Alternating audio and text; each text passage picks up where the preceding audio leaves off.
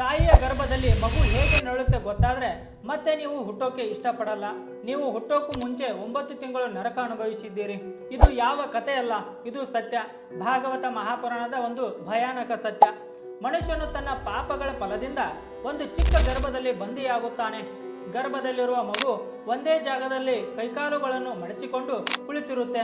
ಅವನು ಕತ್ತಲೆಯೊಳಗೆ ಬಿಸಿಯಾಗಿರುವ ಜಠರದಲ್ಲಿ ಹುಳುಗಳು ಕಚ್ಚುತ್ತಾ ಅತಿಯಾದ ನೋವನ್ನು ಅನುಭವಿಸುತ್ತಾನೆ. ಅವನಿಗೆ ಹೊರಬರೋ ಅವಕಾಶ ಇಲ್ಲ, ಚಲಿಸೋಕೂ ಆಗಲ್ಲ.